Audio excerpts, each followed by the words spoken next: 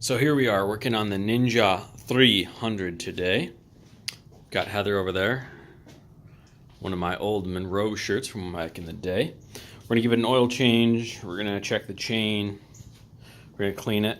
Look at that. Ooh, cinematic. And we're just gonna give it maybe a quick once-over cleaning and get it ready for our trip, because our trip will probably make it gross anyways.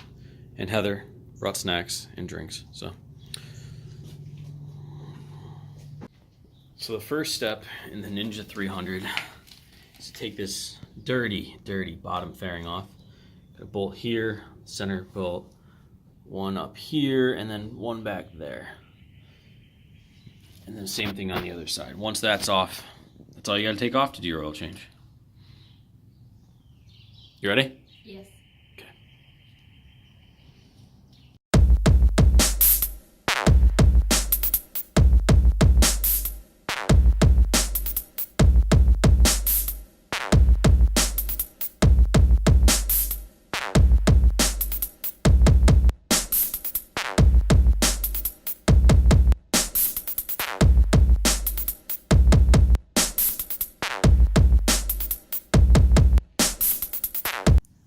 Okay, now that you got all the bolts out, it's really not that hard. It's loose, so you grab right about here, and you pull, and it unclips. Once it wiggles out, there it goes. And then keep going down, yep, there you go. And we go to the other side, and the same thing. And it falls off, done. And if you really need to, if you pull this out, it'll separate the two sides. But we don't need to. So now we have access to our drain plug and our oil filter under here. And this oil filter is almost directly above the exhaust, which can get messy if you drip on it, because you'll burn oil right off your exhaust. So I'll show you a trick how to keep that clean this whole time. You can. I'm not going to use it. So the wrench we're using here is a 17 millimeter. Go and lift up, and easy. There you go. You got it. It's loose. Okay, you should be able to loosen that by your hand. Now watch out. The oil's going to come out. So make sure that drain pan's right there. Once you start seeing it drip, hold it and turn it.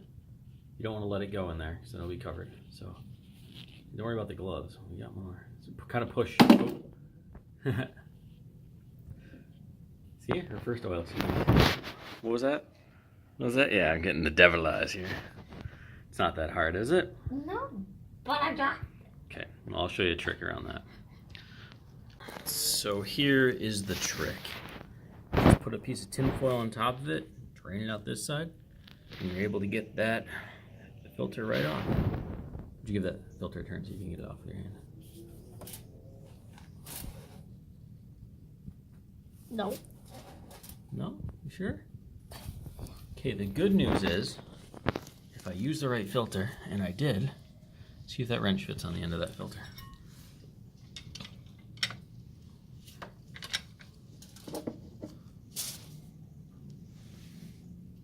Gotta go down with it, by the way. Everything else is up. Well, it's what angle.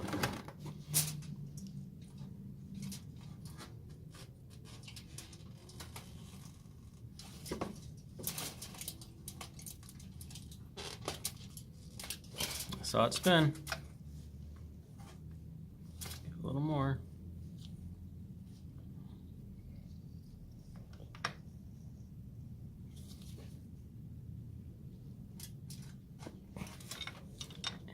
You want me to hit it?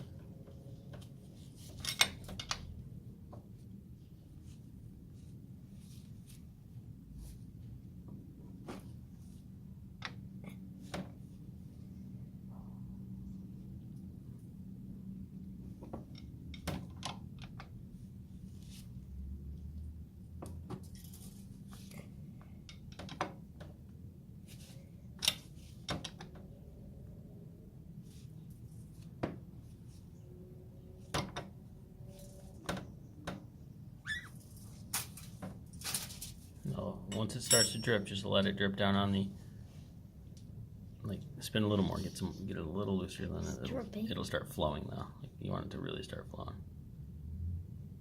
There you go. Slowly just keep going until it comes off. But don't let go of it.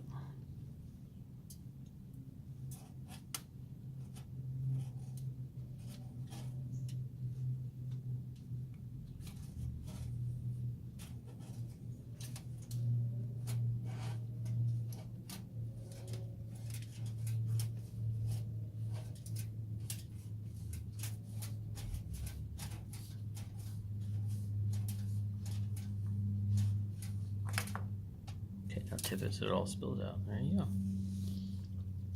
Perfect. Good job, babe. You're doing an oil change. Okay, so the filter we're using on this is the K&N 303. Same thing we just took off. Which is right there. It's a high performance filter that I usually get from an auto parts store pretty cheap. Comes with this nice cover on it so you know it's not damaged. So just put that over there.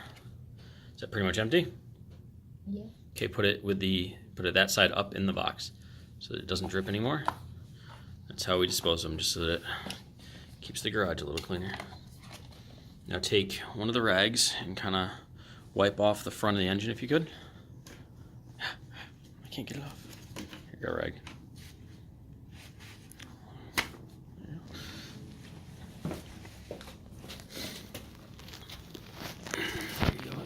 Anything really below it where it would have dripped off.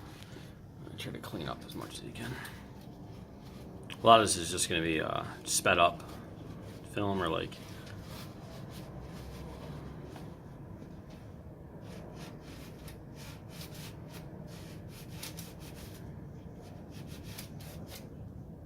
good enough. Okay. Now you take the tin foil out. Okay, now we're going to reinstall the filter, so take that plastic off. Usually rips off pretty easy. Voila. Now you want to get some oil on that seal. It has a little, it's still a little wet, but I always add a little bit more oil. So just stick your finger in there just until your fingers got some oil on it. There you go. Go around the rim of it. No, the black part, darling. Yes, the rim. Yeah, it's the rim. Well, that's a rim too. Oh, she's a rimmer. Oh, she gave me a look. Okay. Now you might want to get that oil off your hand there, or it's going to make it tough to grip the... It's on the hand. Yeah, a little less. A little more grip. Okay then.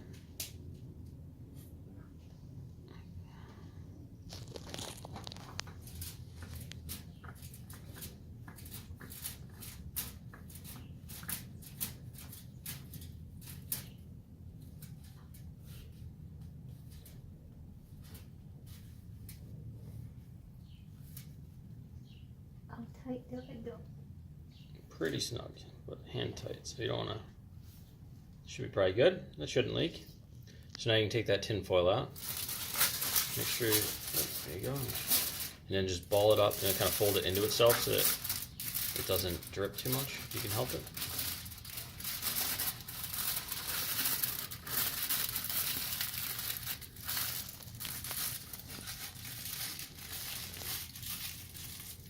Then we can dispose of that. Because I think it's dried oil and other dirts and stuff, so you can go ahead. So now we're going to reinstall that drain plug.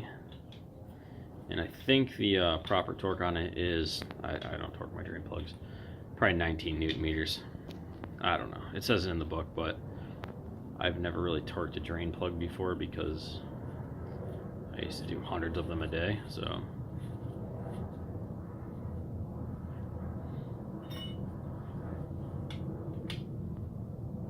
So you can move the pan out from underneath you too, because you're not dripping oil anymore. I'll give you a little bit more leverage.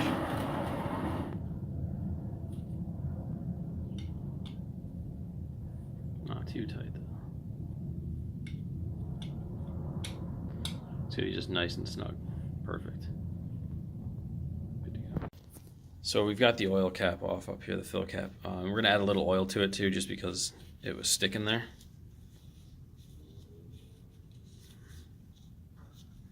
Just to help it stay lubricated. Those gaskets sometimes do rip if they dry out. So keeping those lubricated is a really good idea. So we're gonna put oil in it now. We've got our Valvoline Valvoline motor oil, 4-stroke, full synthetic, 10W40, what it's recommended.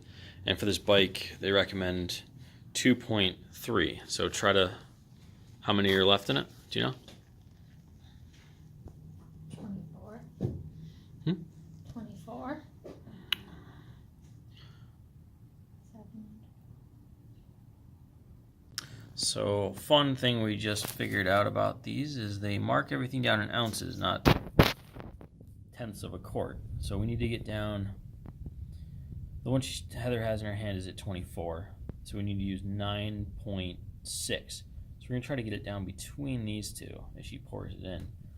And if she messes up on that one, we've got more. So try to get it down between 14 and 12, or between 16 and 12. But, you know, pour a little, check it, pour a little, check it. And the best way to do that is to lay it flat on the ground and kind of, because the ground should be flat.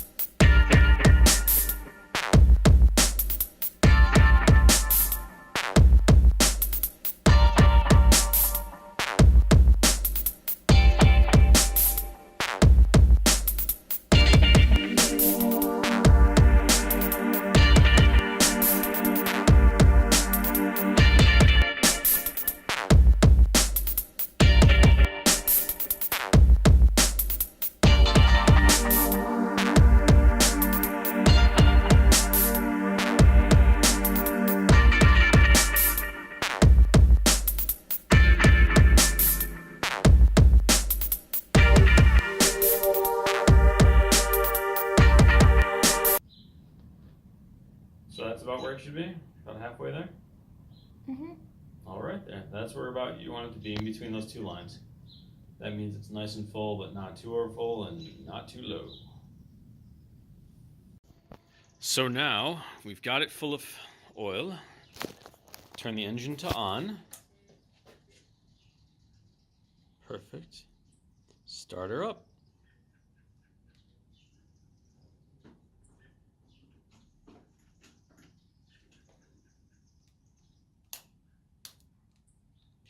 It won't start with a kickstand on it. Oh, because it's in gear.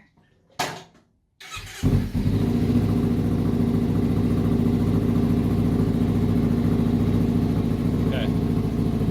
Now that oil light is out, you're good. Give it a couple revs though. Double check our work. We're not leaking. We're not leaking. It's tight. Good to go. Rev it. Turn it.